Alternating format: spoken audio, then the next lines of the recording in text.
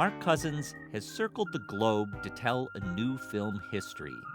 Last year, I sat down with him where his own history begins, in Belfast.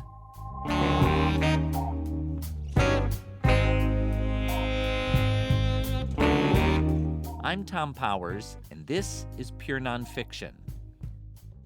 When Mark Cousins was in his 30s, he set out to write a hugely ambitious book called The Story of Film.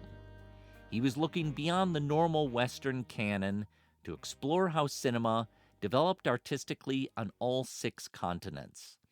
Then he turned his book into a 15-part documentary series that he narrates.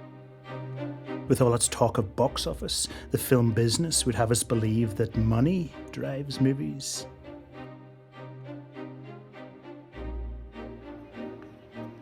Ticket sales, marketing, glamour, premieres, red carpets. But it doesn't. Money doesn't drive cinema. The money men don't know the secrets of the human heart or the brilliance of the medium of film.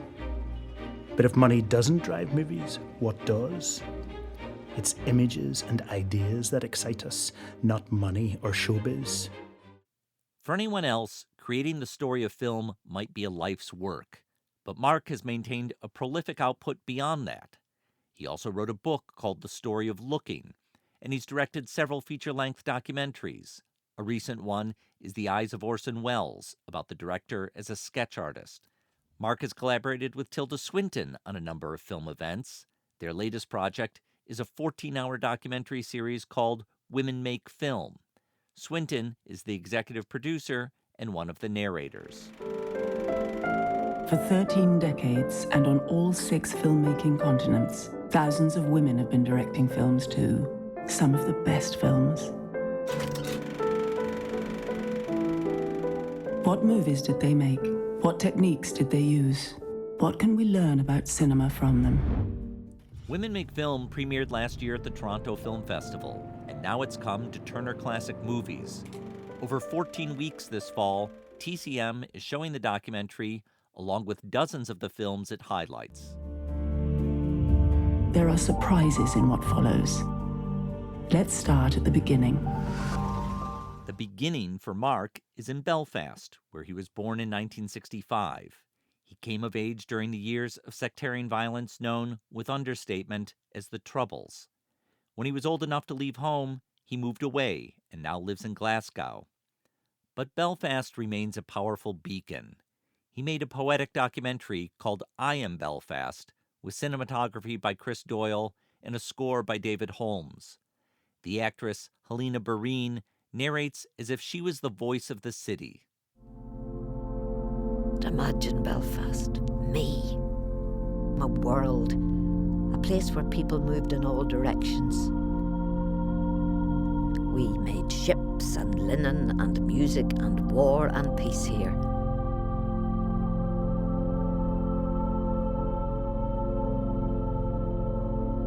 I was beautiful once, but I wonder if I became ugly. And if so, what made me ugly? Last year, Mark helped to launch a new festival in Belfast called Docs Ireland. I made it a priority to go because my grandfather came from Belfast, and I hadn't visited in over 20 years. Mark once described to me his need to periodically re-enchant himself with cinema. For me, this trip was a chance for re-enchantment. For decades in Belfast, most cinemas were closed for fear of being bombed. So the simple act of gathering in a theater isn't taken for granted. I had 2 assignments. One was to interview Mark at the Queen's Film Theatre. My other task was to introduce a screening of Marcelo Fouls's film, A Sense of Loss. It was filmed in Northern Ireland in the early 70s, but was scarcely seen by local audiences. Mark mentions it in our talk. So now I've set the scene, let's raise the curtain. I asked Mark to explain what Belfast means to him. Belfast is a harbour for me. It's a shelter from the storm in a way, which is a weird thing to say because it was itself a storm. But it's my home place. You know, my mom's here and some of my family are in the cinema tonight. And, you are formed by your place. If I ask myself, what did Belfast give me? I think it gave me a bit of a sense of humour. It gave me a kind of warmth. Some places are sort of warm and friendly in general, and I felt that here. I feel that this is a talky town. We talk a lot. We pride ourselves on a certain articulacy, which whether that's true or not, I don't know. So, it gave me a language. It gave me a sense of warmth and a kind of decency. I grew up in Detroit, Michigan, another embattled city. And when I left, when I was 18, it was, I kind of left and I came back over several years. But it was a big decision for me to leave that town because I felt very rooted to it. I felt that it had given me so much, the way you described Belfast giving to you. But I also felt that I couldn't stay, that I needed to go somewhere else to do the things that I needed to do, and I wonder for you, you're just the time when you left Belfast, what were the things that you were seeking somewhere else? Oh yeah, that's a very good question. I felt that this town was quite a conservative town. It was then, it was too much enthralled by religious orthodoxy, I would say, and there's still, that has not gone, that's still here in some way. But because we had the Troubles, we were focusing quite a lot on our own harbour, to go back to that metaphor. We had a lot to deal with here in terms of just our own world, and so we weren't very outward. I love that idea of the centrifugal imagination, the outwardly driven imagination. And I think we were so involved with our own stuff that we maybe weren't looking outwards enough. And I had that kind of wanderlust, I would say. I wish it would say, if it, where it says on your passport occupation, I would love it if it, in mine it said explorer, because I feel I've always loved that idea of exploring, and so I guess I needed to explore a bit. I went to Scotland to study, but you also want to just see what is out there, what is beyond the harbour. And I was talking to somebody earlier today about the great plays of J.M. Synge, and he wrote about the valley and what's beyond the valley, what's the thing you can't see.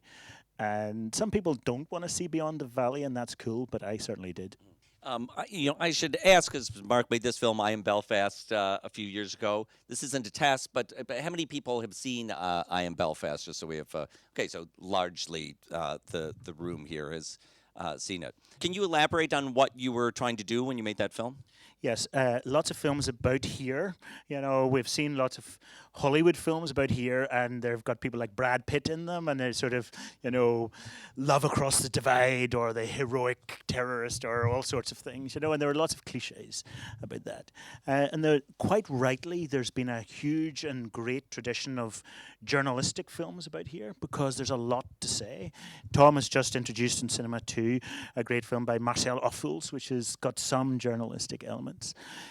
And the film that I made about here, I didn't want it to be a current affairs piece. I didn't want it to be a newspaper thing.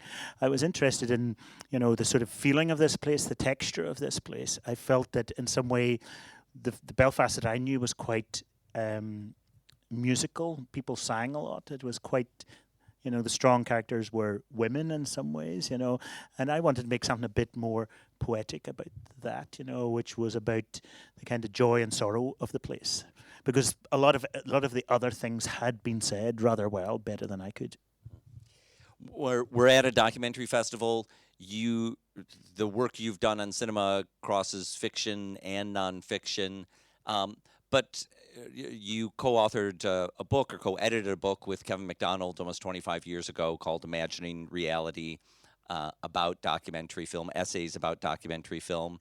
And I wonder, at that time, what drew you to documentary film? When people come to film culture, especially at that time, documentary wasn't necessarily as white-hot a center of film culture as it is today. Yeah, that's exactly right. That was in 1994, 95, when, of course, we were children then, and I think my answer to your question is that people used to say documentary is a genre of film. Like you've got the musicals, and you've got the war movies, and you've got the road movies, and you've got the sci-fi movies, and you've got the documentaries. And I thought there's something profoundly wrong with that. I thought that documentary isn't a genre of cinema, it is half of cinema.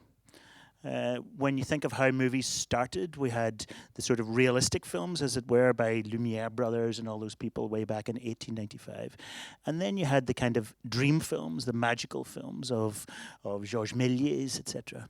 If you boil that down, you could argue that cinema has had two impulses, the reality impulse and the dream impulse.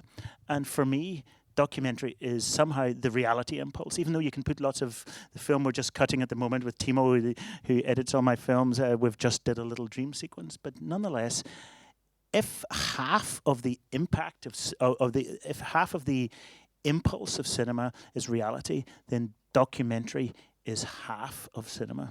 And the reason that Kevin and I did that book, I think, is to try and show that, but also, Tom, to do something else, which was there were lots of books about documentary then, and too many of them that I read were really theoretical, written by academics. I really had no clue what they were talking about.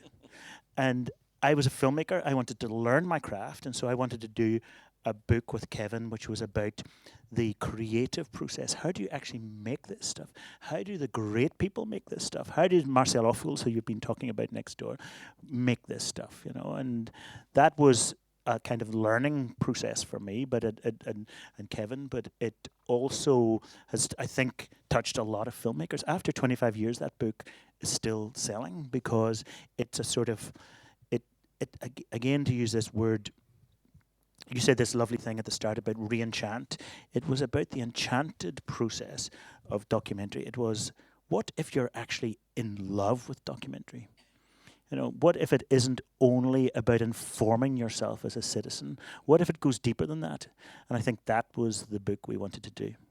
So what were the early documentary films that lit up your passion for the form? Well, very good question, because growing up here, you know, the first one that I remember seeing was World in Action. You remember, those of you who are a certain age, you remember World of Action. World in Action was ITV, as I recall, Granada TV. It was very journalistic. It was very investigative. And I remember one on TV about here, and you're seeing this place, and they showed really quite, it was hard hitting, that documentary series, and out of that came the 7 Up series of Michael Apted, etc. And I remember that, but as we know, back then, documentary was not, you know, what it is today. What it is today. It wasn't glamorous, you know. Documentarians were people, you know, who stayed in cheap hotels and you know, it was very, very unglamorous. And that's still today. Well, we stay in cheap hotels, but guess what, Tom? We're a bit rock and roll now in the way we never were before. You know, documentary became cool in my lifetime around I'm sure you want to get onto that, but I'm referring to something like in the late 90s then, when suddenly documentary became more zeitgeisty. But back then there was something scruffy about it. And so my honest answer is I don't remember seeing many documentaries before I was about 20 or something. Another thing that characterizes your book, Imagining Reality, is its global perspective. And Yes. I'd like you to talk about that. Yeah, that's going back to the harbour. You know, if you're in a sheltered place, something in you yearns for elsewhere. It yearns to get out of that place, you know. And I started to think, okay, if I'm being told that the best documentaries ever made were from America or Canada or France, which was roughly, you know, if you asked people back then, what are the great documentaries, we heard of these classical documentaries, and they were great. But I started to think, well, are there great documentaries made in India, for example? Japan, for example, Ethiopia, West Africa, Mexico, Finland, and as you well know, the answer is very much so yes. And back then, can you elaborate on that process? Like, what you had that idea in your head. Then how did you go figure out what those cinemas were? I can say exactly how that worked. This was before the internet, so you couldn't Google cinema of Senegal, right? So I remember going down to the film library at the British Film Institute in London, and finding old magazines and photocopying articles. There was a film magazine called something like Cinema Maya, which was brilliant, and it was about Asian film culture in general. And I remember finding it was like finding gold, like a prospector finding gold. There were articles about films from Thailand in the 70s that were documentaries, and crucially for me, articles about Japanese cinema of the 60s and 70s. And that was the big revelatory point.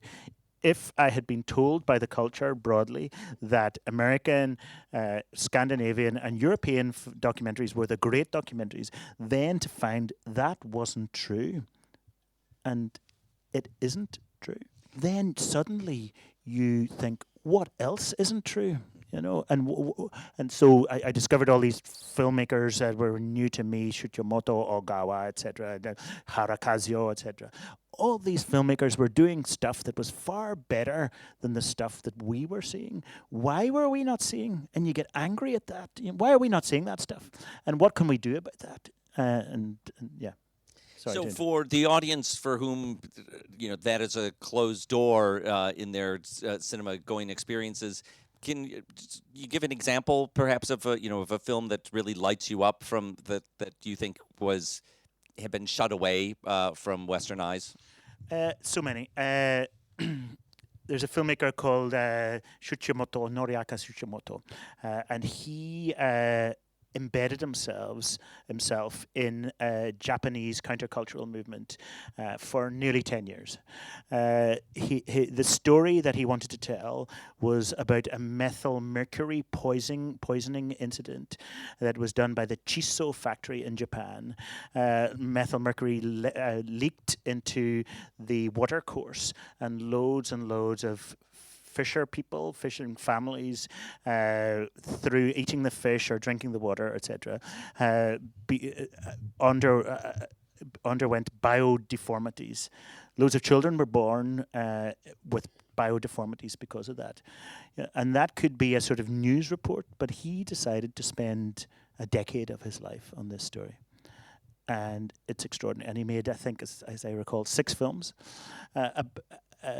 Protest films in some way. I would argue the greatest series of environmental films that I've ever seen, and that's one example. Another example is rather later in India, a great filmmaker called Mani Kaul, who I was lucky enough to get to know, made a film called Siddheshwari Devi about a singer. And those of you who are movie fans will know the work of Luchino Visconti. He made Rocco and His Brothers and many of the great films, The Leopard. This film is as visually beautiful as that. And I just thought, why is this not central to our love of cinema? Why are we not worshipping these films? I think you told me when you were editing Imagining Reality and wanted to bring in some of these more international films, that you got some resistance from the publisher. Is that right? Yeah, the publishers are good, lovely, decent people. Faber, really, really good. The book editor was really, really good. Nonetheless, I think they felt that they wanted to make a book that would speak to our Western love of documentary, And so it's nothing against them particularly. I understand their thought process, but they wanted not to have any of these Asian films in there. I can say this after all this time, but so what we've got in that book is something that we call an interlude, and I think it's only 40 pages, it might even be less, about these great films, And, I would have walked from the project if they had said you can't have the interlude. I personally think that a third of the book should have been about films from India, from Malaysia, from Japan, etc., from Korea. But at least it's there, and at least it was a starting point. So with this international perspective you have, you set out to undertake this other project, first a book, then a film, the story of film. Yes. That is has as one of its missions to open up our understanding of global cinema. For those people who, when they think of cinema, think of primarily Hollywood or European art films or whatever. What you're saying in that is there's much more to it than that. Every continent has its cinema, and you're going to set out to explore that in the story of film.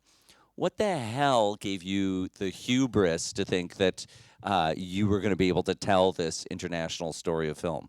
That's exactly the question to ask. I remember, I don't know when I did that book, I was still in my 30s, certainly.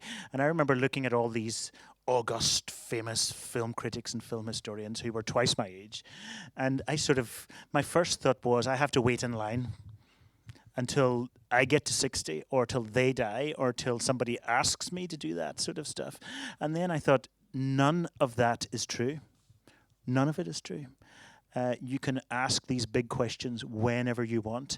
I remember thinking very clearly, I could be hit by a bus, and died tomorrow. So why not go for it now? Why not try to tell the biggest possible story of your life? And for those of you who are filmmakers or writers or anything in this audience, you can sum that up in 2 words: aim high. Aim high. Don't nibble at your story. Just really go for it. And that's what I said. Why not? What's the worst thing that happens? I make a terrible book and I'm really embarrassed and I have to hide for a few years. That's the worst that can happen. Nobody dies, right? So I thought, go for it and try to tell a story which is less Western, which is less racist, which is more feminist, which is more honest about which parts of the world contributed to the history of cinema. And I went for it. And I remember I wrote an article saying that there should be such a thing in a British newspaper, the Independent newspaper. Then my partner and I, we went on holiday for a long time and came back, and there were letters from publishers saying, why don't you try and write that book? And so there was an appetite. And guess what? That the story of film that you refer to went really far. I've been walking in Beijing and people stop me and say, I've taught the story of film. So that I think, again, this is a real encouragement for those of us who are any age, young or old. If sometimes you think that won't fly, the market doesn't want that. And really, you just have to think, at some point you have to say, who cares what the market wants? If the idea is powerful enough and passionate enough, maybe you can blast through those perceptions. And so how did you organize this massive material? You're trying to absorb 100 years worth of cinema from all these different continents. Obviously, you began the project with strengths in certain areas and weaknesses in other areas. How it feels like a project that you could spend a lifetime just researching before you even begin a word. At some point, you have to say, okay, maybe I haven't seen every work of Arab cinema, but I've seen enough, and I've got to begin this project. Yeah, that's it. I mean, I think that you're exactly right. There was a lot of stuff I knew. I was ridiculously knowledgeable about cinema. It was annoying in a way, but there was loads of stuff I didn't know. It is annoying. I know. Yeah. I find myself annoying about this as well. But there was what saves me is that I knew that there was loads of stuff I didn't know, and that was the most interesting bit. I'd already banked the knowledge, but what I didn't know was crucial. That's the kind of, that phrase I used earlier, the centrifugal imagination. That's what keeps you alive. I think, frankly, more broadly, that's what keeps you young and alert and curious about the world. What do I not know? Because I'm sure what I don't know will fuel me. It'll be like a kind of rocket fuel. So, yes, you're right that there was a load of stuff I didn't know, but the bits that I did know, but the bits that I didn't know was crucial. But then your second point there is also crucial. There are a lot of people who talk about doing things and don't do them. I'm not one of those people, And for better or worse, richer or poorer, mostly poorer, I would say I can't wait to actually make the thing. Whether it's a pasta sauce or it's a shelf in my house, whatever it is, I can't wait to actually make it. If you go to bed at night and there's something in the world that wasn't in the world when you woke up, the feeling is so satisfying. And my dad was actually, he was a maker. He made stuff, didn't he? Yeah. I'm pointing to my mum here. He would do stuff. He wouldn't sit down. He would get up and make the garden or whatever he was doing, fix a car or something. And I think I have that from him in a way. So I didn't want to talk about doing a history of cinema. I wanted to actually do it, and that meant I was incredibly organized, which I was. And I did it. That book, I wrote in like 6 months, which is a really short amount of time. People could spend 6 years or something like that. I know, again, that's annoying, but if you're somebody who is impatient, and there's a really interesting relationship between impatience and imagination. I've never really thought that out, but I know there is somewhere there. And for me, the impatient thing, the let's get on with it thing, as some of my friends know too, again, that's an annoying thing. That it drives me. When you watch films, do you have any habits that help you absorb their contents, knowing that you may have other scholarly purposes for them later on? Do you keep notes, or do you think analytically about films? Sometimes in your films, you're making observations about motifs that run through different films. How different directors approach a close-up, or an action scene, or a driving scene, or whatever it is, and so I wonder, when you go to the cinema and watch a film tomorrow, are you analyzing it in a way that will help you store it for future purposes? I think the answer to that is no, broadly. My habit is I always sit in the front row, and so I always want to look upwards at this enchanted rectangle behind us. I want no distractions. I want to completely forget the outside world. And when I sit in that front row, I'm the opposite of, I'm not analyzing. I feel like I'm a sort of 8-year-old kid looking up. And what that means in practice is opening yourself emotionally and in terms of excitement. Children, right? You're a father, right? And your son, Bez, you will have seen those, like, I've seen the Lego movie like 10 times. Yeah. But it's very good. Yeah, it is good. It's good. So, like, when you'll have seen the open face, the exhilarated sponge-like face of the child, they're taking everything in. I still want to be that now when I'm watching a film. When I watch a film at home, when we're making a project, Timo and I are making a project, then I will make notes if I'm watching on DVD or on my computer if we're editing a sequence. But when I'm in a cinema, definitely not. It's more about opening as much as possible. Then as you walk out the door, your adult self can click in, and your adult self can ask questions like, why did I cry? Why was I angry? All these kind of things. But I don't do that during the film. But I must say that there is another part of your question. When I'm watching, if I see something, my mind seems to be able to connect it to other things. Many of you coming from here will know the film Odd Man Out, which was partly set in the Crown Bar and in Belfast. And James Mason sits in the Crown Bar and looks into bubbles. And I remember when I I remember not having to take notes about this. This is in the early bit of the story of film. But I knew that when I saw scenes like that, I could remember the other instances in cinema where similar things happen, like Travis Bickle in Taxi Driver, like 2 or 3 Things I Know About Her, directed by Jean-Luc I think in Godard. the story of film, you say something about bubbles mean trouble. Bubbles mean troubles. You're looking for, which is a separate point, the kind of writing point. You're looking for rhymes and rhythms when you write something. So that something like that happens. But I seem to be able to, I'm not very good at words, but I seem to be able to make connections, visual connections between things and remember, and I don't need to take notes, I think. When I first saw the first 4 hours of Women Make Film last year, which we showed at the Toronto Film Festival, there were all kinds of filmmakers there I'd never heard of. Some that I had heard of, like an Agnes Varda or Gillian Armstrong, but many great female directors. But then many that I hadn't heard of, and I thought, well, I guess that's just the limits of my own film knowledge, and surely there are people who have greater specialty in this than I do.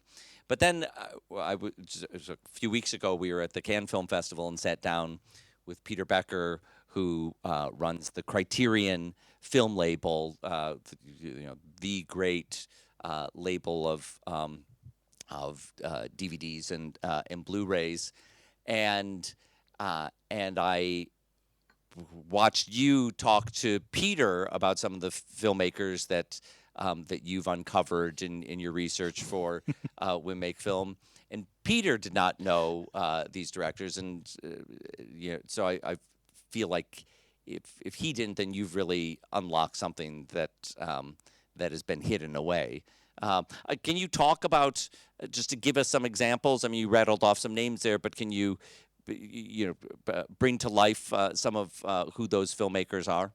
I ask the simple question when I go to lots of film archives, and so of the Romanian film archivist, for example, I said, who is your greatest female director? And there's a fantastic woman in London from the Romanian Film Institute, and I asked her the same question. And they mentioned this name, Malvina Urseanu. So they sent me one of her films, very rough, like low res, and I looked at it, and it's about an architect coming home because he's got cancer. And what year? That would be Or decade. 1970s, and it is beautiful. It's autumnal. It's gorgeously shot. She shoots in a really, really long lens, and she tracks at the same time. And that's unusual to track on a long lens. It's very, very hard to do because it usually looks wobbly. And she gets it perfectly. And often 2 people are talking, and she'll track round the conversation. As you know, if you're a filmmaker on a long lens, everything's out of focus.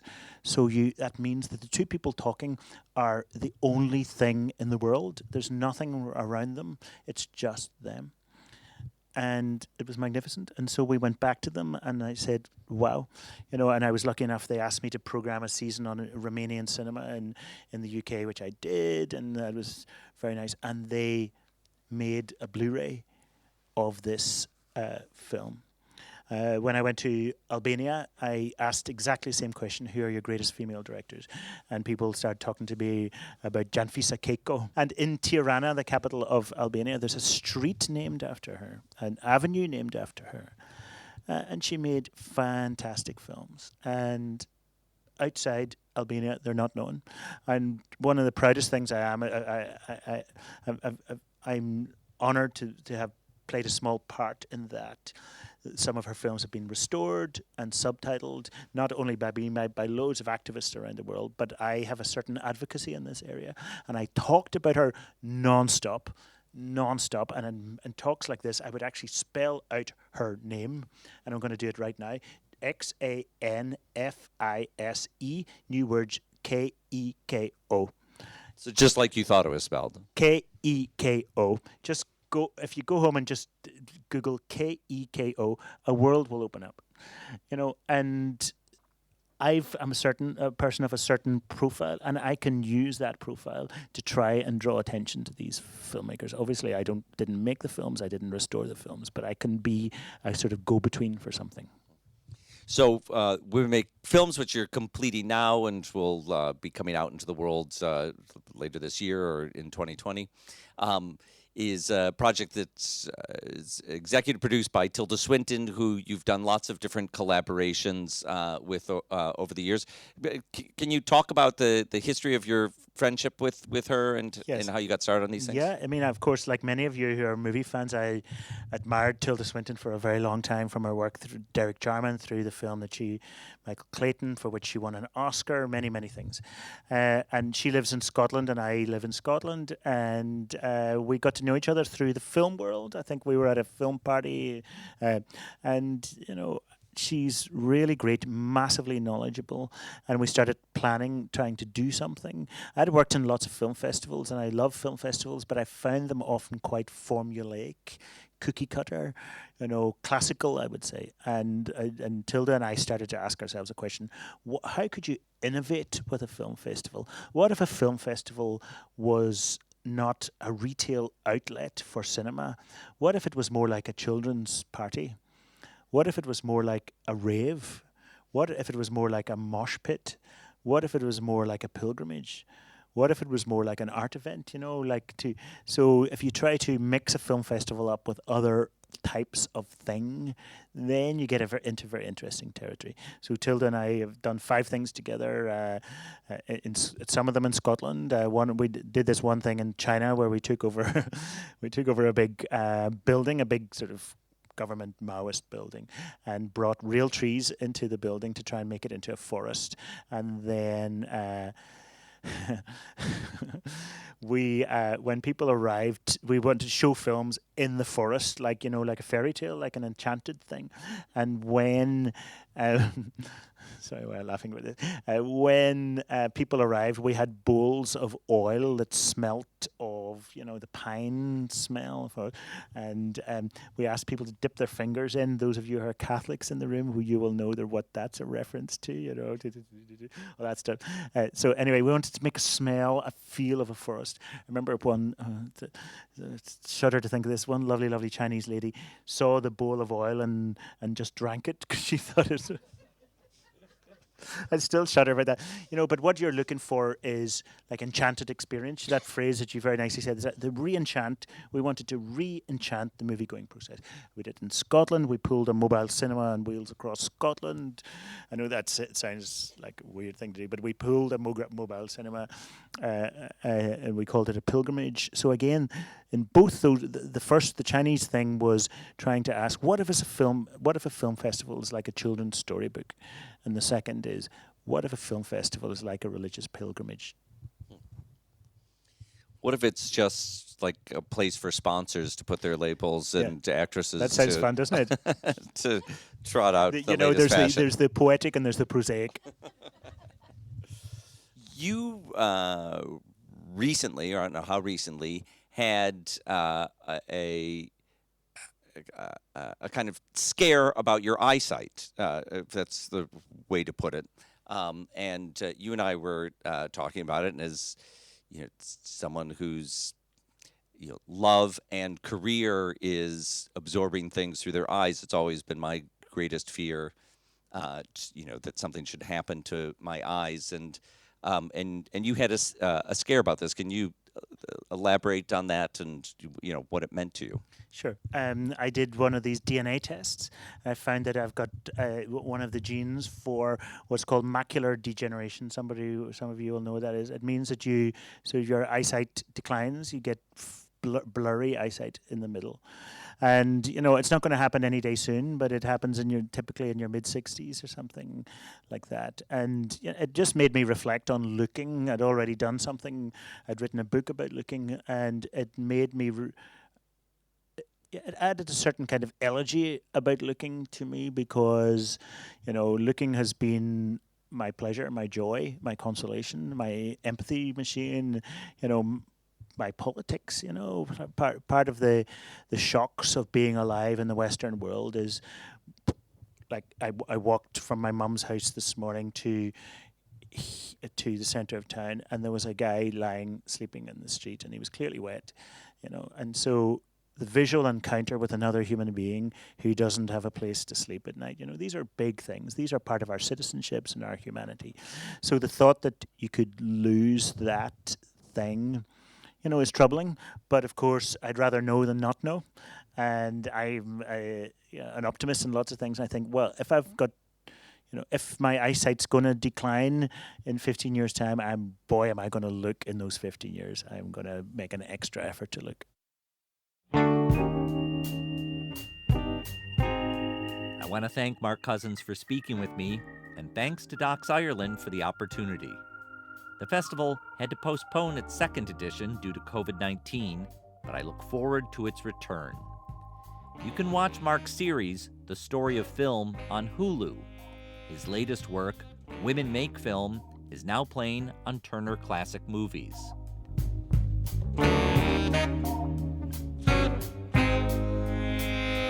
Thanks to our team, series producer Hannah Nordenswan and web designer Cross Strategy. Our theme music is composed by Andre Williams, and our executive producer is Raphaela Nehausen. I'm Tom Powers. You can follow me on Twitter at THOMPowers. You can read our show notes and sign up for our newsletter at purenonfiction.net.